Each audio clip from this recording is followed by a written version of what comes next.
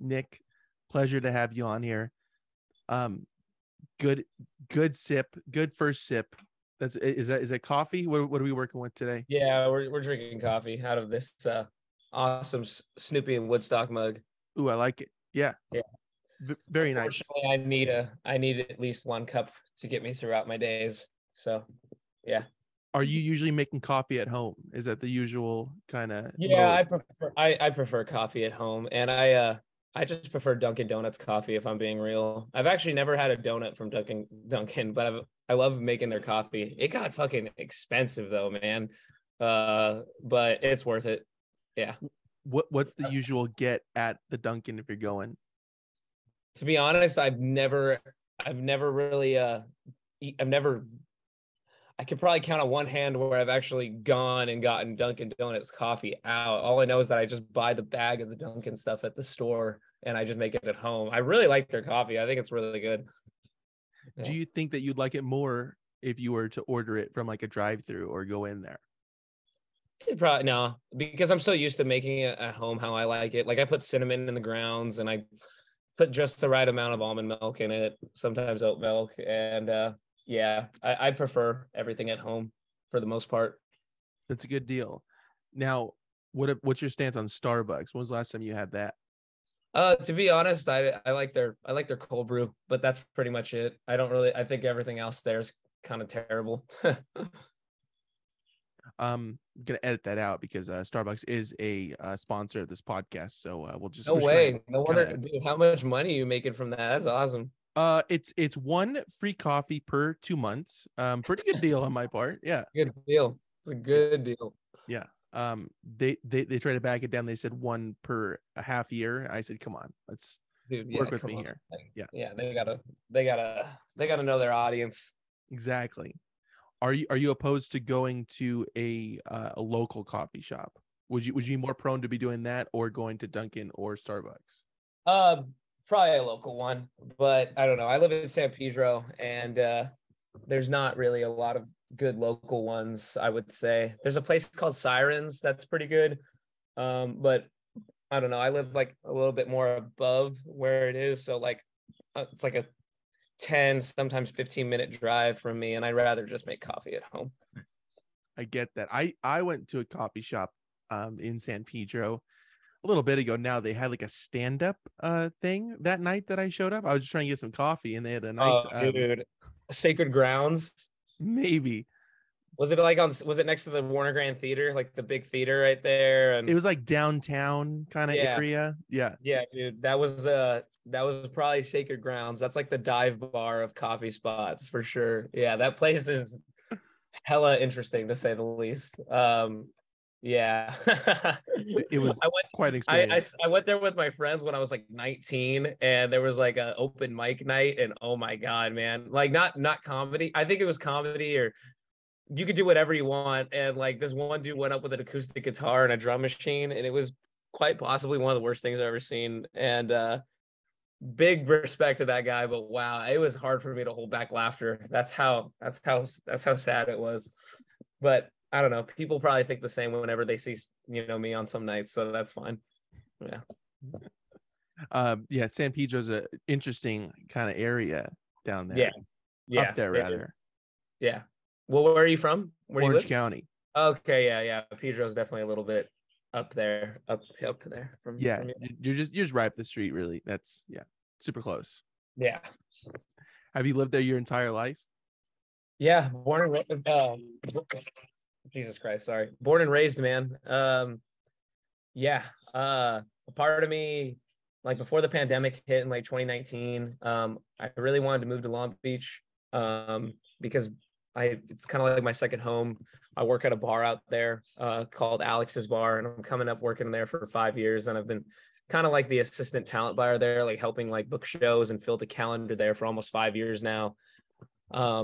And I also work at a records shop that I work called Third Eye Records, right on Retro Row, and just wanted to get out of my parents' house. And then the pandemic hit, and I was like, well, I don't really want to even think about moving. And then things started to open back up again. I started to make a little bit more money again, and But the thing is like rent is just so damn high everywhere, and I'm not looking hard enough because I haven't really been giving myself the time to look. So it is just kind of easier to be at home and just keep saving money rather than like, spending anywhere between 12 to 1500 bucks, you know, a month on an apartment somewhere when, I could still just be saving living at home. And a big part of it was like a pride thing for me. It was like, okay, like, I'm 25 years old, like, and I still live at home with my parents, but like at this point, I've kind of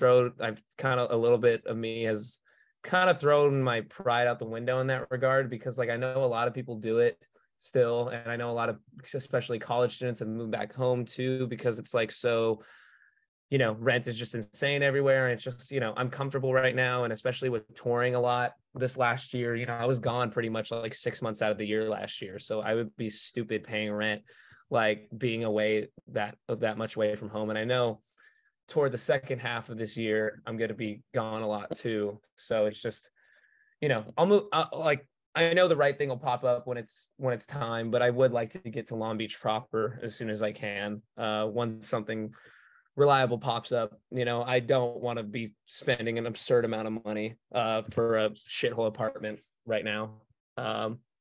Yeah, I went off on a tangent there. Sorry about that. But no, I'm glad you're saying it, because that was a large part of this podcast for me. And I'm glad that you kind of took the reins of doing it. I was gonna say it if you didn't, so I'm glad that we traversed that. Yeah, cool. So San Pedro, when did you start getting into music? When did that kind of door open up for you?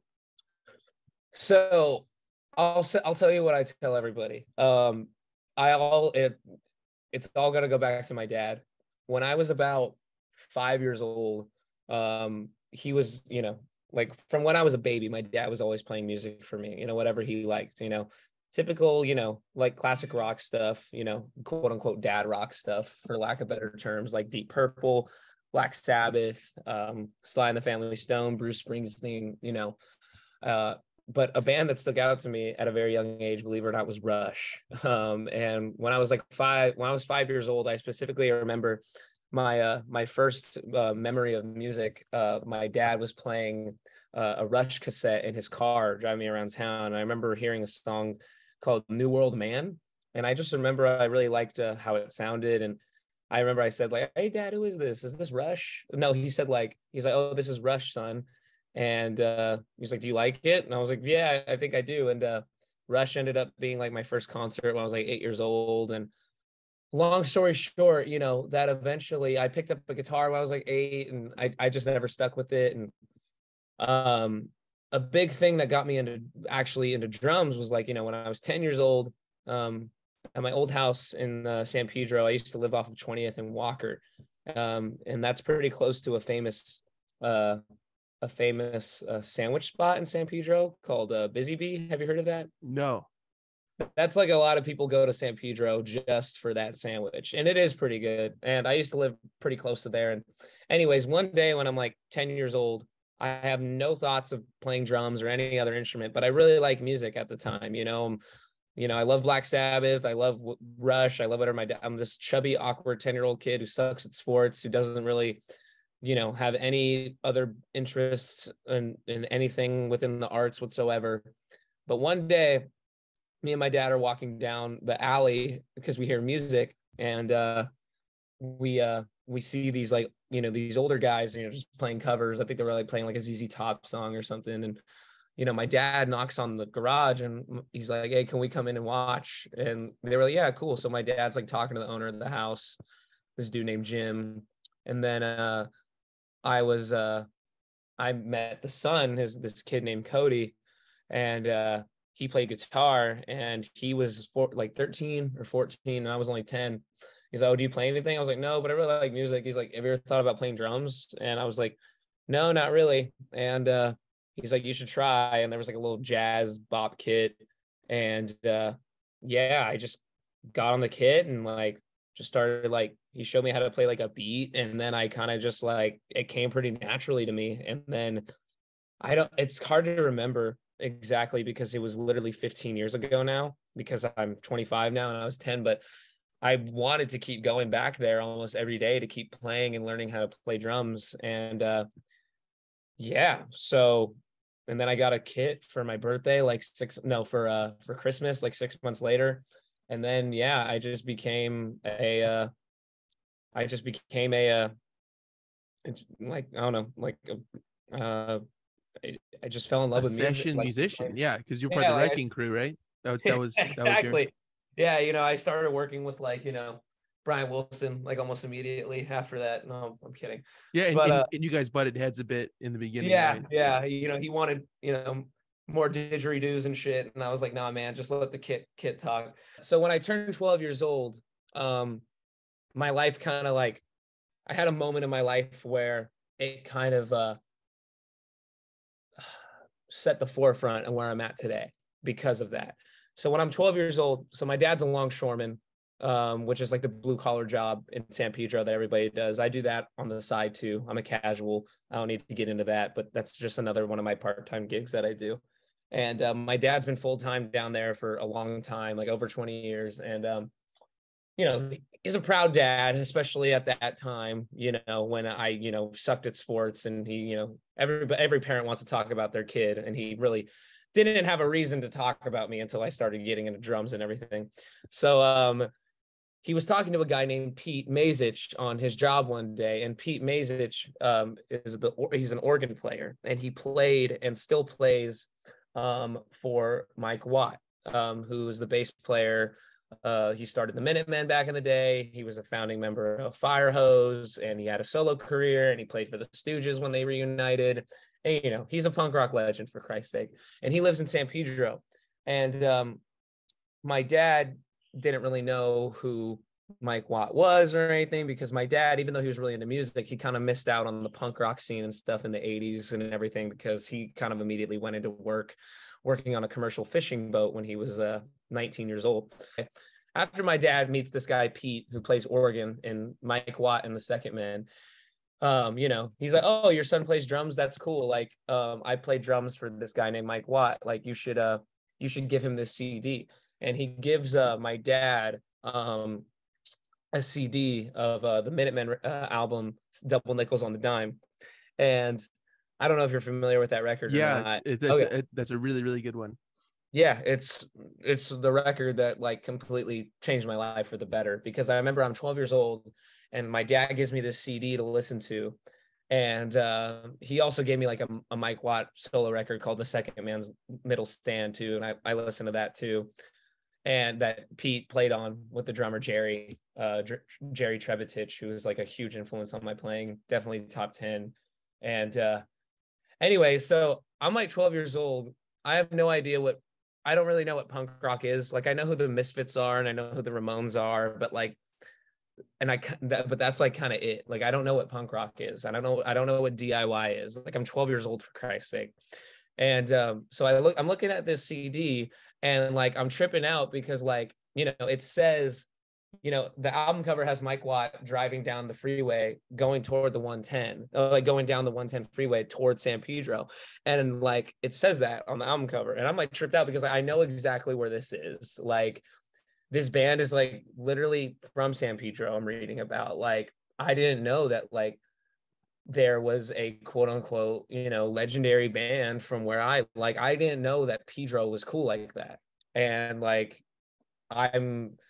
so I put in this album, and like, I'm tripped out because like, I'm like, this isn't punk rock. Like, this isn't really like fat. This almost sounds like a dad rock band, but like, it's weird. And there's like no power chords, and it's like straight up like all like jangly guitar and weird funky bass lines and crazy fucked up drumming. And it's like 43 songs. And I'm like, dude, but the whole record's like a barely under an hour. I don't even know. I should know at this point. And from that, so when you open up the jewel case, then you see like an SST Records catalog, and then you see like, you've like, who are the Meat Puppets, who are the Descendants, who's Sonic Youth, who's Dinosaur Jr. And then thank God, because of the internet, I start to like do some research, and I'm like, oh, like, my dad is like, he starts to have like a little bit of like like a brain blast. He's like, yo, wait a second. Like, I think I went to high school like with these guys or something. And like, then he gets his fucking yearbook and like, here, hold on, check this out. That's awesome that you got it on this is hand. actually my dad's class of 1976 high school yearbook. And he's like Mike Watt, like D Boone, like those names sound like super familiar. And like he opens up his his senior yearbook, and like I'm looking it up right here, and here, fucking, I hope this isn't wasting time, but yeah, look. No, this is awesome, Nick. Yeah, this is awesome. and there's Mike Watt right there as a baby in 1976. And then if you go to the H section, it's fucking trippy here too, because there's the drummer of the Minutemen before the Minutemen were even a thing, George Hurley, still class of 76. And then Wow. where my dad really blew my mind was when he was a junior in high school, he actually jammed with the singer guitarist of the Minutemen, D Boone, before the Minutemen were even a thing. And here his real name is Dennis. So hold on, I know here he is with long ass hair, Dennis Boone. Wow, man. Yeah, that's incredible. And then just on the page before is my dad. I wish I could grow a mustache like that. That's awesome. Yeah. And then he started to put the pieces together. And like, it's crazy. He went to high school with all the Minutemen guys, but they weren't really friends. Like, my dad was more of like not a jock, but like, like a car guy. Like, he wasn't really into like, I don't know. That was before, if you know any history about the Minutemen or anything too, like that was before they even got into punk rock. Like they didn't really get into it until like 78, 79. But anyways, I digress. Discovering that album is exactly pretty much how I like where I am today. If it wasn't for them, like if it wasn't for the Minutemen and being from San Pedro and seeing bands like in my own backyard, like Toys That Kill and stuff like that. Toys That Kill, yeah. Yeah, like just like that, they were like seeing Mike Watt play and seeing Toys That Kill play, and other numerous bands who aren't even really worth mentioning just because like I don't want to waste too much time here. Like I realized that great music is just down the street from me. It's not like at a shitty club in Long Beach or the Key Club in Hollywood or the House of Blues. Like there's a lot of cool stuff right in my backyard. And yeah, from that point on, I just started playing in bands at a very young age. Like I started my first like serious band when I was like 16, 17, called Law. And that kind of like, don't need to get into that too much, but that essentially like kind of got me into like, gave me a taste of like playing serious shows and a little bit of touring when I was like 18, 19. And yeah, like since I've been about 21, 22 years old, I've been touring pretty seriously with numerous bands, and getting to the point now where it's definitely not a full-time career for me, but it's definitely at least takes up half of my time. I mean, I was gone 6 months out of the year last year, and luckily have enough part-time jobs at home to help supplement that. And it's good, and I'm very fucking grateful, like, to say the least. And if that's like one thing that I want people to understand about me, is that like I know like I'm very lucky in that regard. And a lot of people ask me sometimes like, oh, how do you get to where you're at? Like, you're so young, like how do you like do that? And I'm just like, and my my real answer is I don't really know, other than I'm lucky that I started at a very young age. And I'm lucky that I started my first like real serious band at a very young age that was hungry, and I'm still hungry. And I've been playing seriously in multiple bands and getting my name out there for almost 10 years now. And it is hard work too. Like for better, for worse, I try to do music in any regard, like whether if it's with playing drums or DJing, as my full-time job. Like I try to make it my full-time job, even though like it really shouldn't be. But like I really try to put like 75% of my eggs in that basket, for better, for worse, because luckily I still can. And, you know, I've proved myself with like being carefully with budgeting and saving in certain regards, and, you know, that like it is possible if you do work hard enough and try not to spread yourself too thin. And I definitely do that, as you can tell, as I'm like crazily writing stuff down on a post-it note to take care of after we're done with this meeting. Wow, man, that's incredible, Nick. That you seem like you have a really strong work ethic, in that you know what you want to do, and that's fantastic, man. Yeah, you know, like I'm not like I'm not a lazy person, and I think when I was in high school, I was a lot more lazy with getting work done and with just in general. And it's hard to remember the crossover of when I started from being like a lazy person to like the opposite of a lazy person who just can't, who has to have their calendar filled and has to absolutely do something every single day. Like, I'll tell you, I can't remember the last time I've had a night to just do nothing and just like sit home by myself and like watch a movie. But for better for worse, I can't really remember the last time I've like had, oh wow, I have no plans today. Like, and I don't know. A lot of people who are older than me tell me that I am going to burn out, and it's going to, you know, I got to start slowing down or something is going to happen. And I don't know. I feel like that breaking point is going to come sooner than later, definitely before I'm 28, 27. But I don't know. I'm pretty happy where I'm at right now. Like with I play in 3 bands, pretty much. Both 2 are pretty active. I play drums in Frankie and the Witch Fingers. I also play in a band called Slaughterhouse. And I also play in a band called Assquatch. If you count this, I have a Black Sabbath cover band with my dad. Right now I'm working on a David Bowie tribute night that we do every year at Alex's bar that we're doing actually in a few days. I play drums in like half of the songs for that. We're doing like 33 songs. I don't know, I think I'm doing like a Valentine's Day show. I don't know. I do a lot of these things because I like doing them, but at the same time too, it's just like, you know, it's pretty easy for me too. Like I love Bowie. I love certain songs that I'm gonna play for the other thing. I don't know. Sorry, I'm rambling. No, what is if you can give me an answer for this, top 3 Bowie songs right now? I mean, and I know that these answers to these questions always change, but as of right now, as of 1:30 on the dot, what is it? Bowie is an all-time favorite artist for me. Like I don't listen to him as much as I used. Oh, Jesus Christ, sorry. I don't listen to him as much as I used to, but I would say that there are 3 songs that probably stick with me the most after all these years. And I'll tell you right now, one of those has got to be Moon Age Daydream. Fantastic. That was the first like non-Bowie hit, like because every song by Bowie's a fucking hit, but like I think that was the first like song that you basically don't hear on the radio that much, that Definitely. I pretty much like, that I like really fell in love with and connected with, was definitely Moon Age Daydream.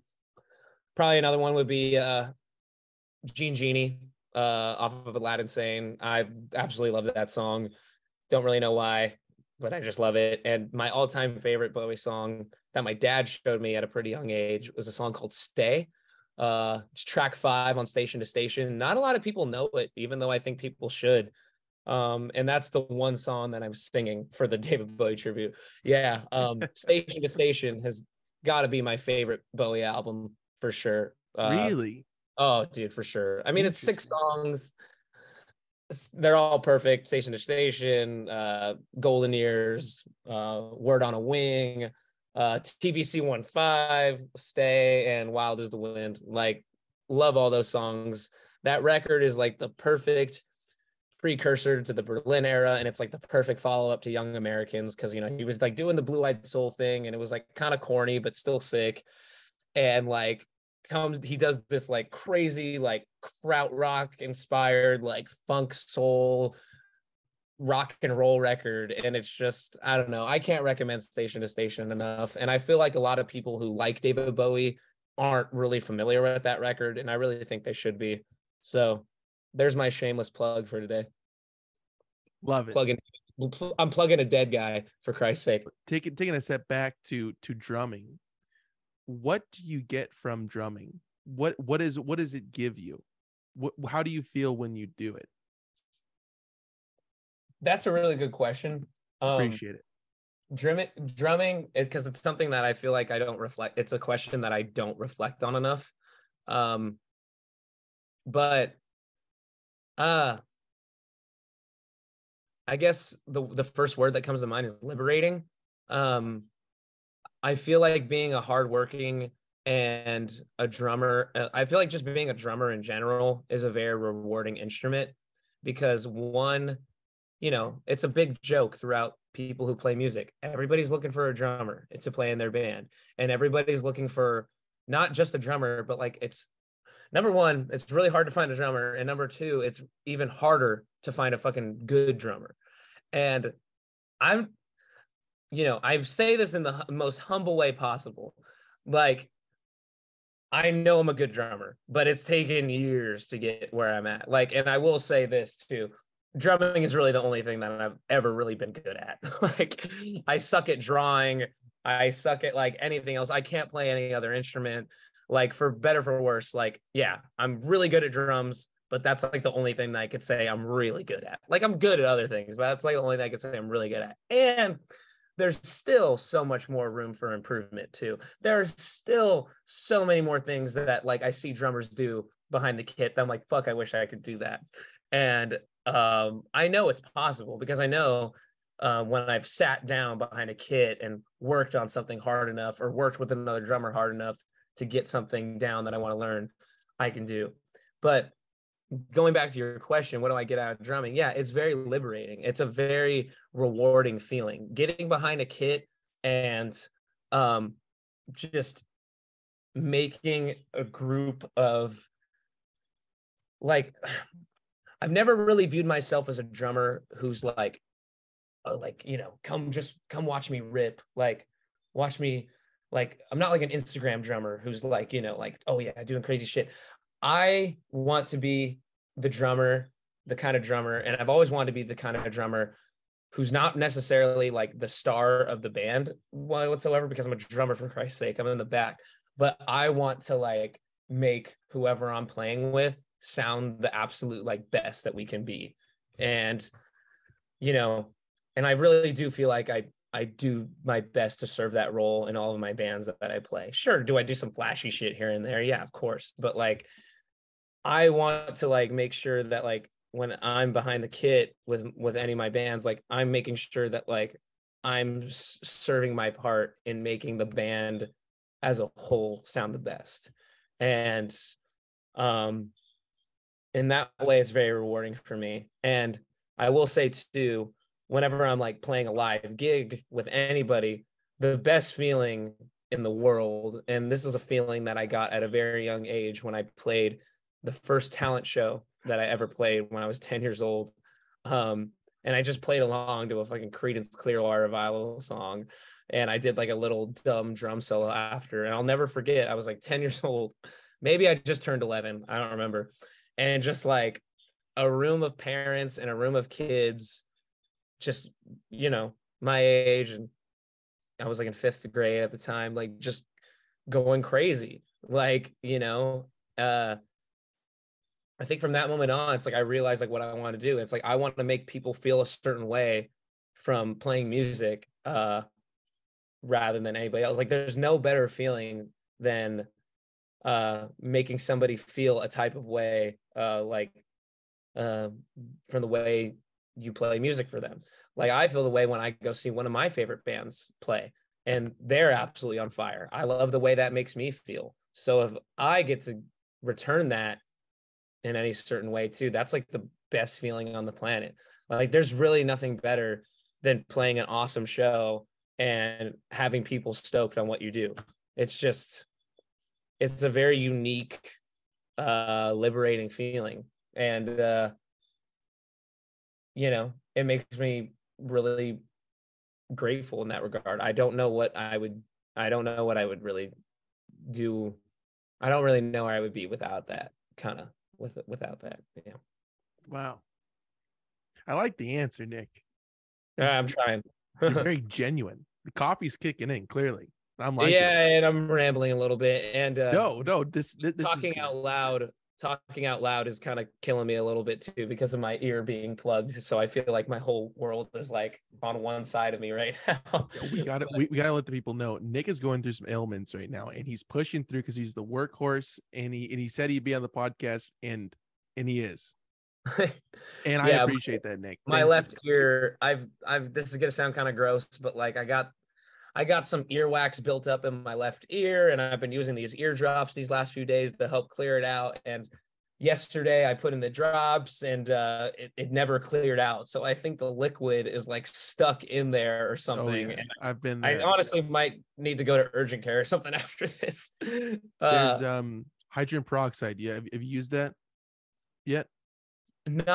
I've used it on other parts of my body when I got scratched by a cat pretty bad last year, but other than that, no, I've never put it in my ear. It bubbles. But it bubble and yeah, I don't know.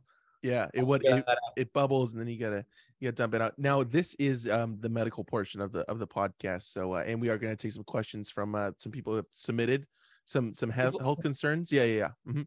Okay, we're gonna do it right now. And that's the reason why I had you on this episode specifically, Nick, because I know that you're pre-med student as well on top of everything else. So we're just gonna we go ahead and take these questions. What was the first time kind of joining or getting together with Slaughterhouse like for you? What was that kind of first experience like, jamming or rehearsing, whatever the first kind of step was with that band? How did that feel? So that was a while ago now too. That was back in 2018, and the Slaughterhouse started in let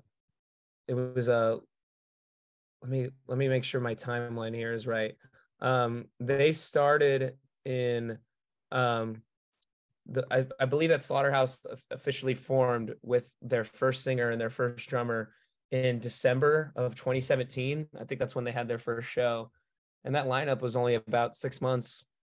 The singer quit in June, and the drummer quit after that. So Eddie and Taylor, the bass player and the guitar player, we're kind of left to like still want to do Slaughterhouse, but start find new members to fill that hole, because they were only a band for like 6 months and picked up a lot of traction and played a lot of good shows, and they were like, well, this is stupid, we don't want to like throw this band away that easily, so Eddie and Taylor were living in Pedro at the time, and they hit me up to see if I wanted to maybe play.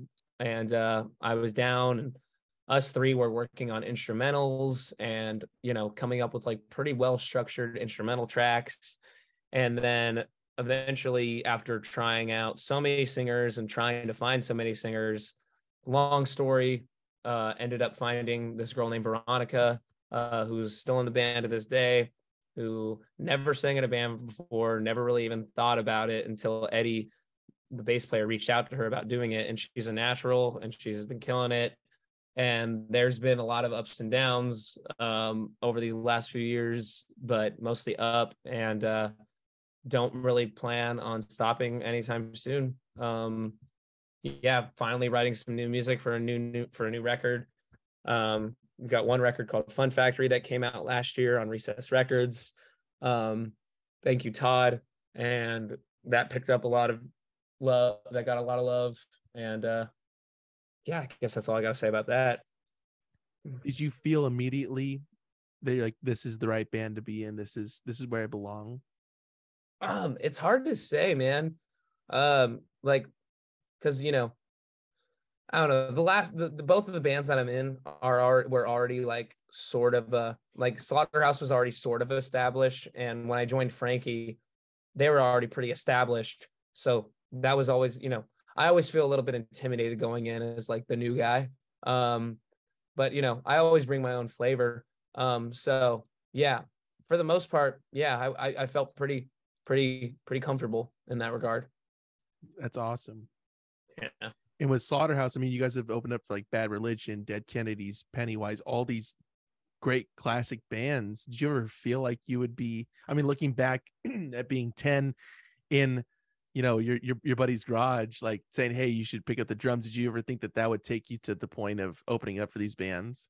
No, I mean, not at all, honestly. And I think the way I think why I feel, when things like that happen, I don't know.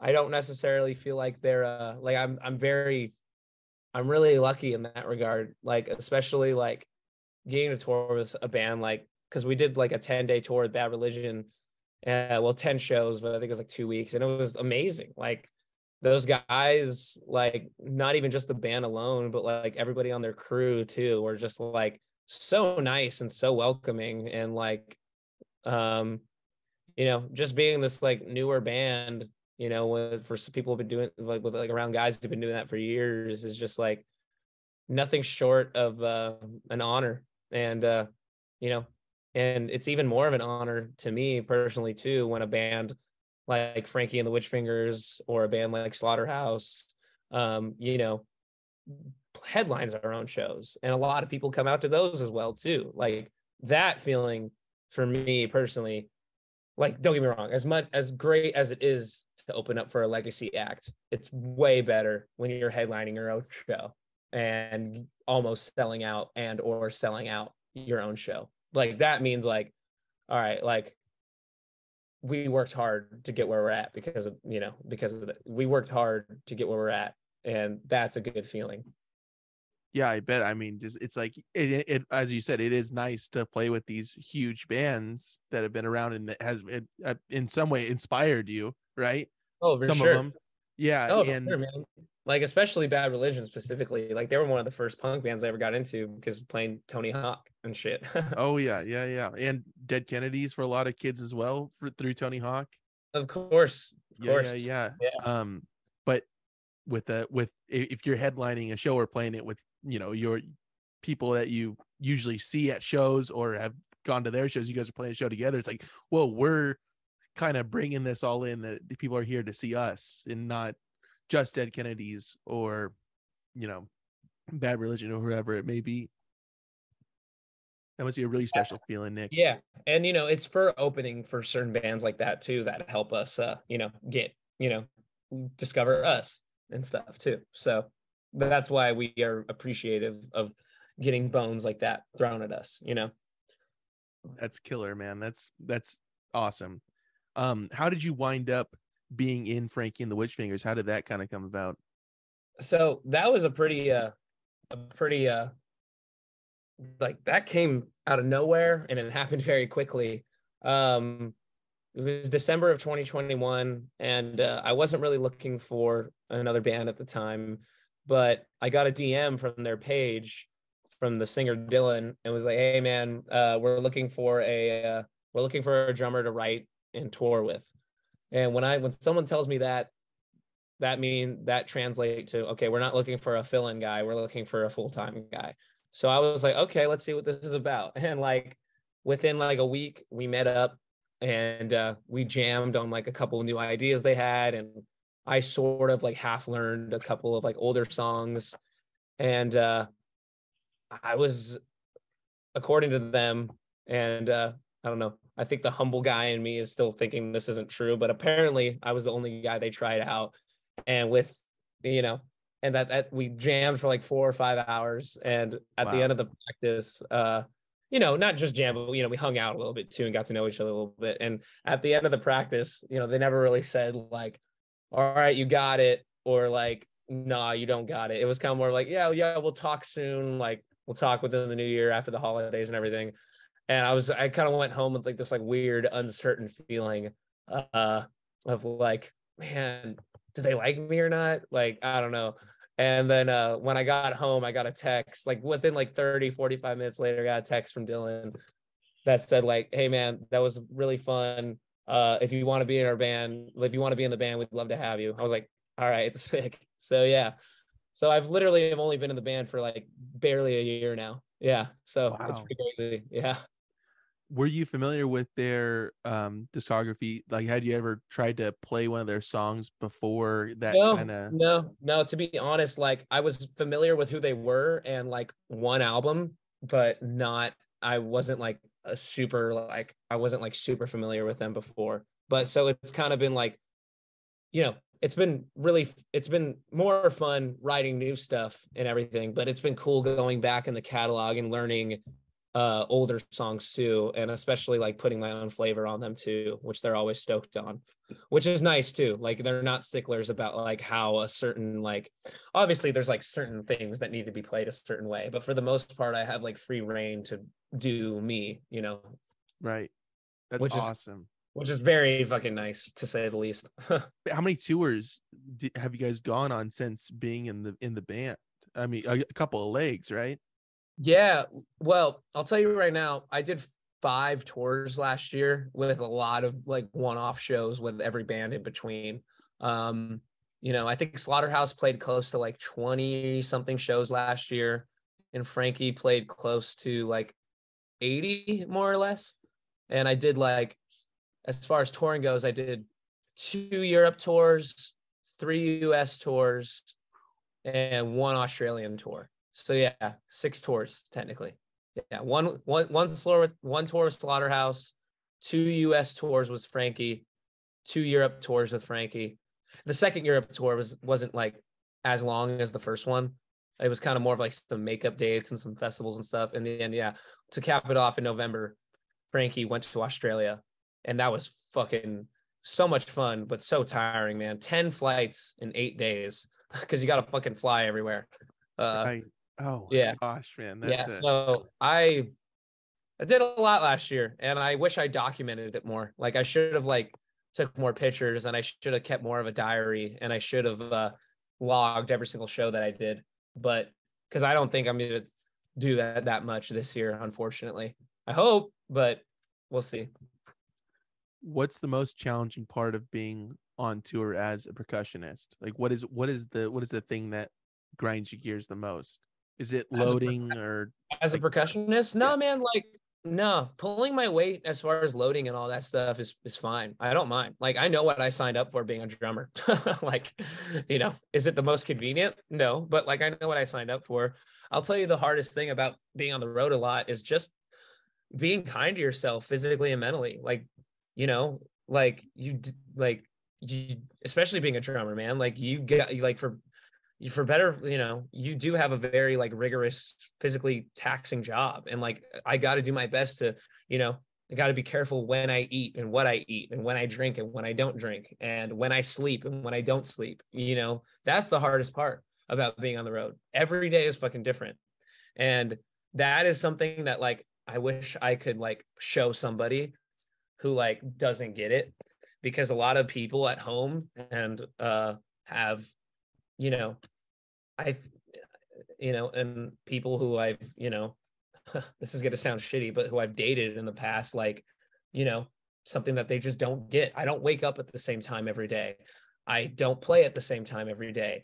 I might be asleep at a certain time. Like I'm not partying all the time. Like, we're lucky if we get to hang out and party after a show, because usually you have to pack it up and go straight to the hotel where you're sleeping in the night because you might have an early morning the next day.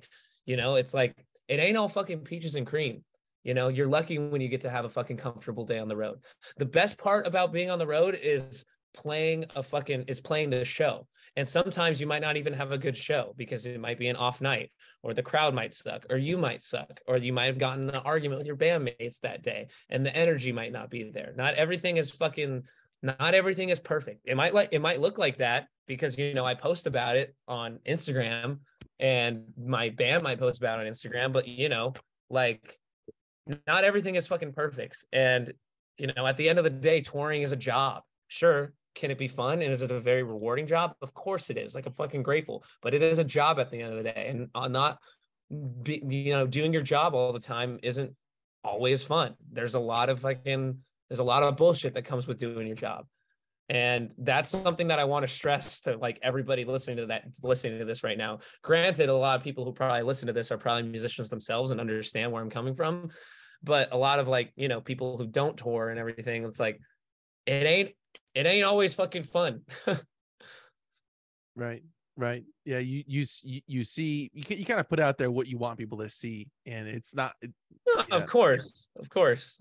it's not always peaches and cream, like you said. I mean, that's everybody with their own personal life too. That's Like every even job, that's every relationship, everybody, it's man. everything. You know. Absolutely. Yeah. Do you do anything to prepare before a gig? Is there something like, do you stretch out? Do you try to drink a lot of water? Do you drink less Yeah. things so you don't have to, What whatever? was that? What was the last thing you said? Do you try to not drink like water so you won't have to like feel like you have to go to the bathroom? Like, is that Oh are these no, things like, that you do? well, I always make sure I take a piss before I play, even if I don't really have to go. That's crucial, Yeah, right? I I'm mean, always drinking water throughout the day. So for the most part, I'm hydrated. gotta Um, stay I crucial. I like mean, to, you see me, Nick. This is the yeah, second bottle. I'm with you, man. right before I play, I usually like to do a little bit of push-ups just to get my blood pumping, jumping jacks, lots of like jumping it down. I like to go on like a power walk, like usually like an hour before I play. Um, yeah, not a lot of, I don't really like to think about it too much, honestly. I feel like the less I think about it, uh, the better I play. But I definitely do like to get in the zone a little bit too physically before I play. But I don't really have like a ritual or anything, you know, like a lot of people do. You know, I don't need to really like get it together or anything. I just need like a solid 10, 15 minutes to just like, you know. Yeah, make sure everything's working. Get the blood where it Exactly. needs to be. Sure. Yep. Do you view percussion the same way regardless of the project that you're playing in? I like to think that I'm a different drummer in anything that I play for. Like I have certain ways, like I even set up my kits differently for Slaughterhouse versus Frankie. Like I keep my cymbals a little higher with Frankie and my hi-hat a little bit lower with Frankie. And it's like the opposite with Slaughterhouse. I keep my hi-hat a little bit higher with Slaughterhouse because I do like a lot more like disco type beats with Slaughterhouse. And I like to keep my crashes low so everything's a little bit closer. But with and I'm a lot more kind of like in the pocket, like death rock, punk rock style with Slaughterhouse, but with Frankie, I kind of tend to be more of like a caveman almost, like an intricate caveman. Yeah, and especially when you're doing covers too, like for like a David Bowie band, or like you got to play like you try to serve the role. Like I try to be like the drummer for that band, whoever I'm playing with. Like As so accurately as possible. exactly. Gotcha. When did you begin to DJ? When did that kind of enter your life? So I've always really been into records. I mean, clearly, uh, ever since I was like 12 years old. And I didn't really start taking DJing seriously until like back in like 2019, before everything like really shut down hard. I don't know, someone just asked me if I wanted to like DJ a show because I had like cool records, like, and I didn't really know what I was doing. And then the pandemic hit, and then I sort of started doing it like more for fun. And then I just essentially just got way more into different types of music because of it. Like I really got into soul and funk music and Latin music because of it too. And yeah, and like it's really funny. I'll never forget my friend Phil, who works at Alex's bar, who's just kind of a shithead sometimes, for lack of better terms. Like he said, like, he's like, dude, like when you started DJing, like you were dog shit, and now like you're just as good as a DJ as you are at playing drums. And he said that to me like a year ago, and I was like, dude, shut like I still don't believe that to this day. I still don't really think I'm that good of a DJ, but I don't know. That's kind of how that happened, and I fucking love doing it now, dude. Like I'm getting a lot better. You know, if any, I will say that like I've I know what music I like, and I know what I like to spin. Beat matching and transitioning, all that shit is kind of icing on the cake that I'm slowly but surely starting to get better at. But even my friend, my friend Dennis Owens, he's the one who really got me into taking it seriously. And he even said, like, dude, 90% of DJing is just picking good songs. And like, I still firmly believe 90% of it is that, for sure. Um, yeah. And I know, no ego talking here. Like, I know I have dope records. Like, and I know, and whenever I get a gig going, like, I know I'm gonna bring something that I like, but I want it to be something that, like, I know, or I desperately want the audience to like too. Like this song right here. That was a good song. Yeah. Very nice.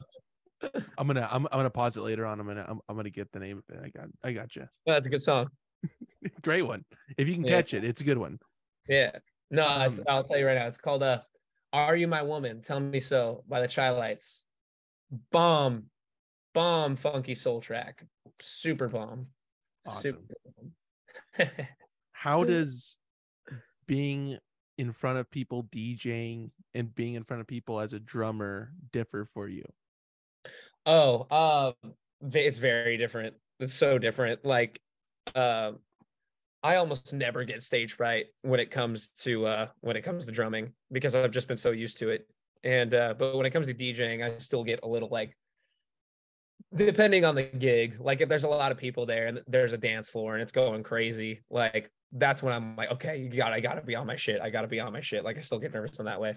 But if it's just if I'm just like providing a soundtrack for like a bar or a restaurant or something like that, I'm fine with that. Like, because I know I'm playing dope tunes, and I'm always confident in that regard, for sure. But like, if it's a night where, like, I'm with like some quote unquote hot DJs, and like, I have like a 45-minute set of Time to Shine, that's where I get fucking nervous, for sure.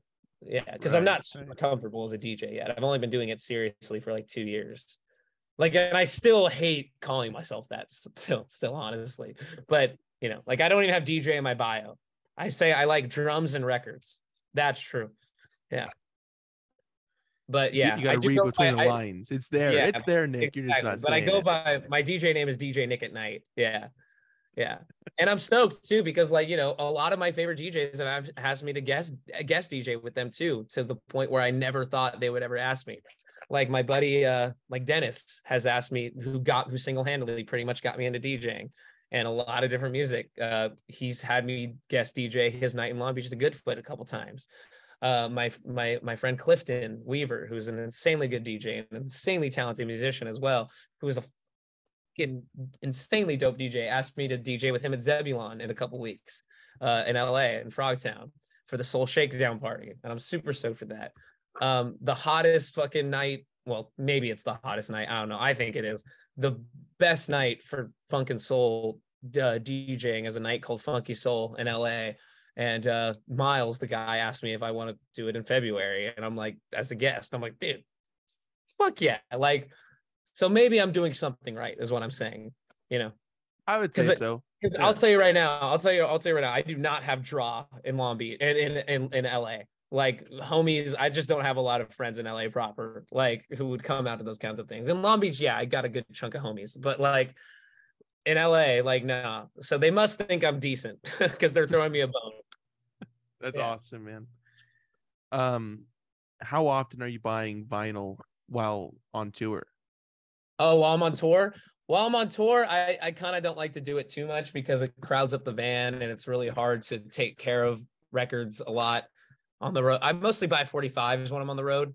That's kind of what I'm more into these days anyway, just because they're most time cheaper, and they're really good to DJ with, and they're cut louder, which means like when you put it on the turntable, they're a lot louder.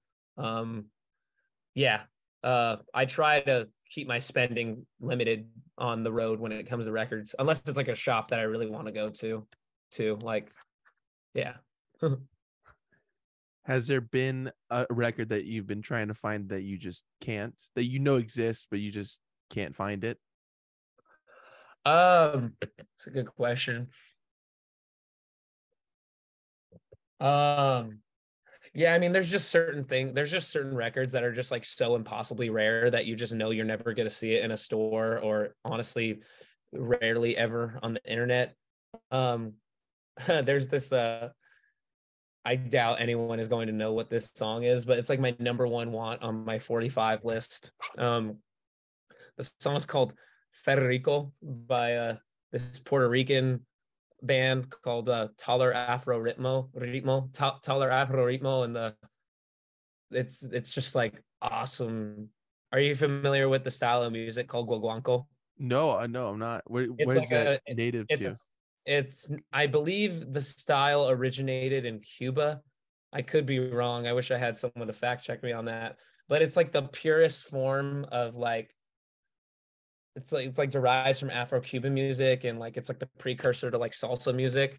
And it's just amazing. And I don't even know how many copies there were printed of this 45, and like it's just stupid rare and stupid expensive. And like let's just say if a copy ever pops up, I'll definitely have to, it'll be hard for me to not throw down hundreds of dollars on it.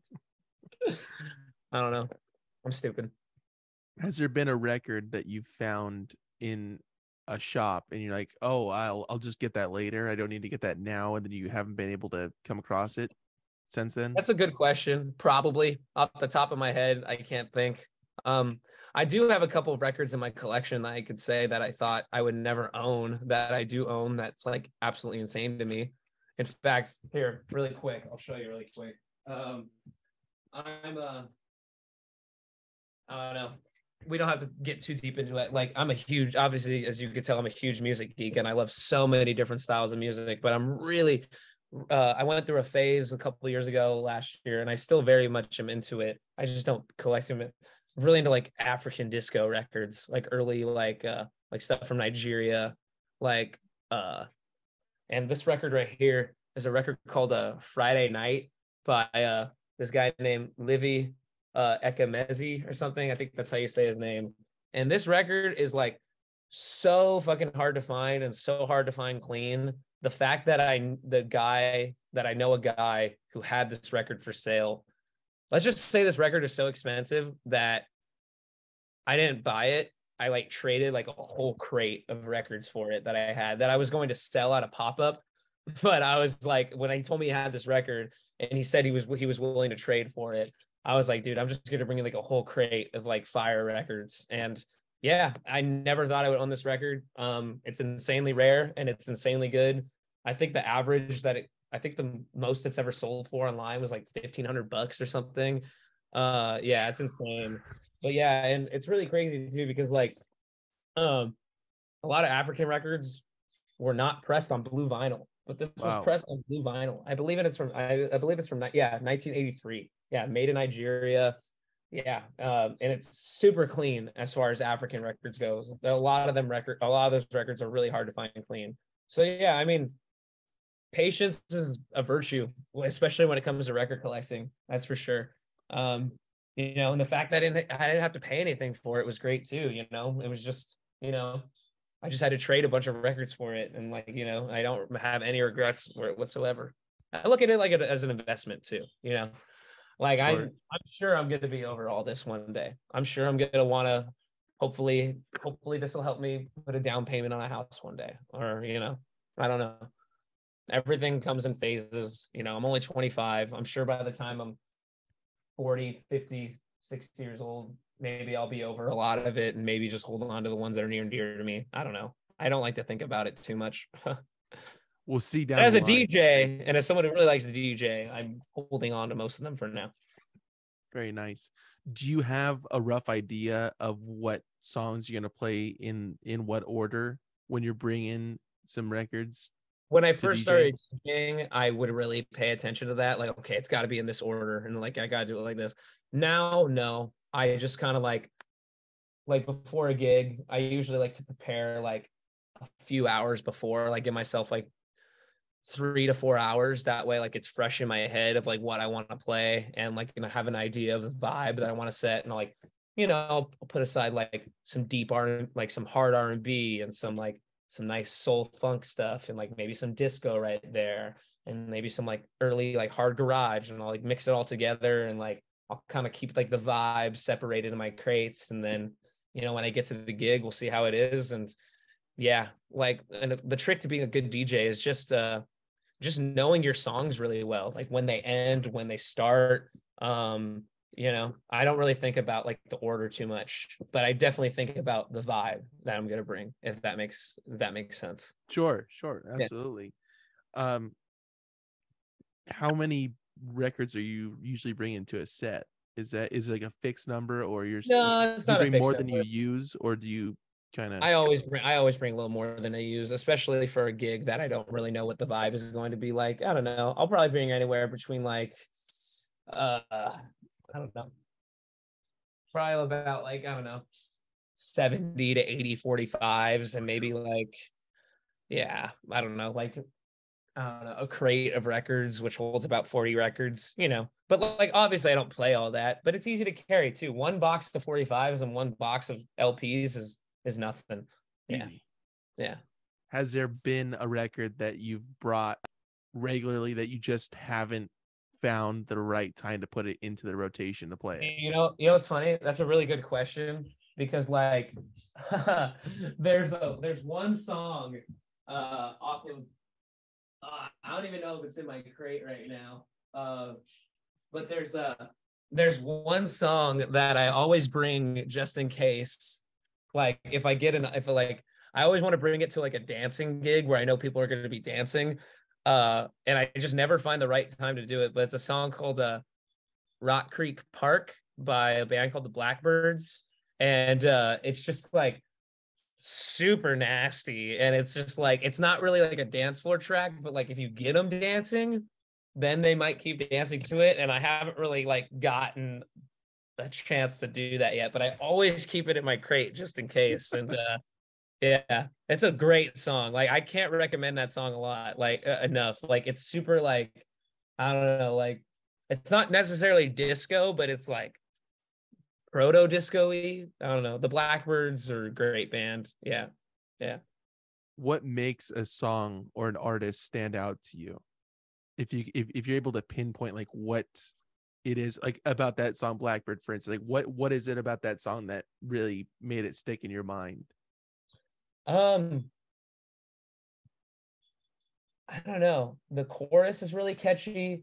There's like some synth in the background that's like super like I don't know, it's like an earworm of a track for me. The guitar that it starts with, just like a it's just like a big simple hook the whole song. There's like one lyric the whole time, like doing it in the park, doing it after dark. Oh yeah, Rock Creek Park. Like that's it. That's like the whole lyric the entire time. And there's like some nasty synth. You know, it's like, so I have reasons for why I like certain songs, but I don't know, man. Like there's so many songs and there's so much music out there that, like, you know, every once in a while there's one that just like you can't get rid of. And luckily everybody has songs in that regard that are different to them in that regard. Like for example, a lot of people probably just think that song is whatever, and there's a lot of songs that people love that I probably just think is whatever. That's kind of the beautiful thing about music, you know. It is all, you know, for lack of better terms, you know, all subjective. Oh, into interpretation for sure. Yeah. Yeah, for sure. For sure. Not everyone is going to like what you like. And that's okay. That's all right, because they like what they like. That's why I never even get butthurt if people like, you know, don't even like any of my bands or anything too. It's like you can't expect everybody to like everything.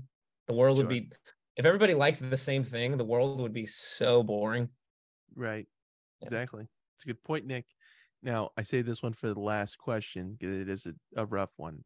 Oh man. Roughly, how many records do you think you own? And that's including 45s. I mean, a rough number, ballparking a number. Um,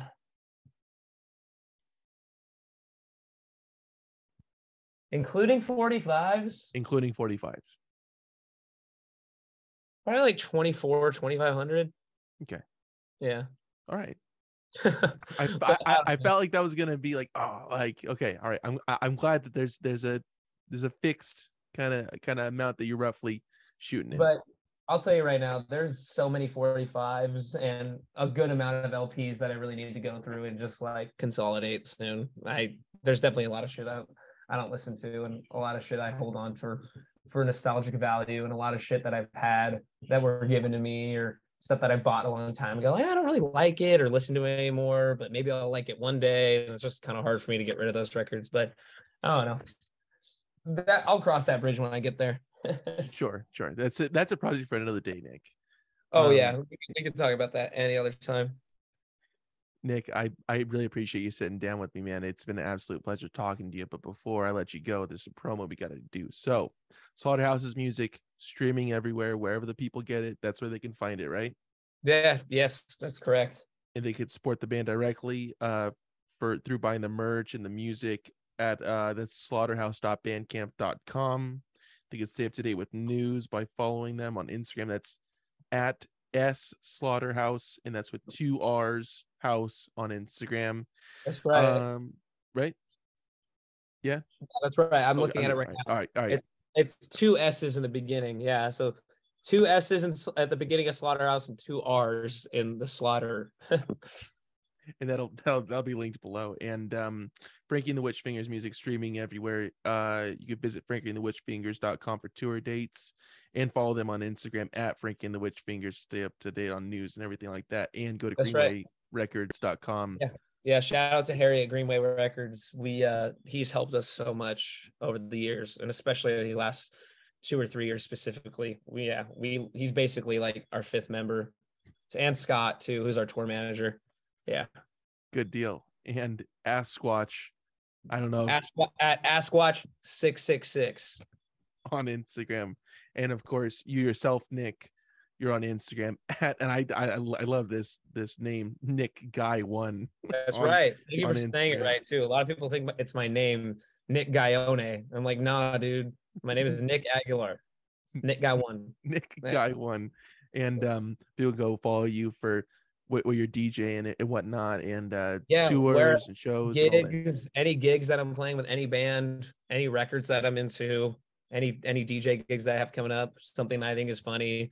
I mean, that's essentially what all my Instagram is. It's just shit that I like or shit that I think is funny. And the Trenchcoat Chronicles, I've been catching those. Yeah, I burned that out right when I got it. I haven't worn it as much as I used to, but I need to get back into it. It's pretty slick look. Nick, do we miss anything? Do we got anything else to promote? No, I mean, Alex's Bar. Yeah. And I work at Alex's Bar in Long Beach, and I work at Third Eye Records in Long Beach as well. Follow me on Instagram, come out to my gigs, come out to my DJ gigs, come out to see my bands, talk to me about music. I'm an open book. Nick, you're the man, dude. Thank you so much. I'm gonna stop recording this. I'll talk to you in a minute. All right. Sounds good, dude. Thank you, man.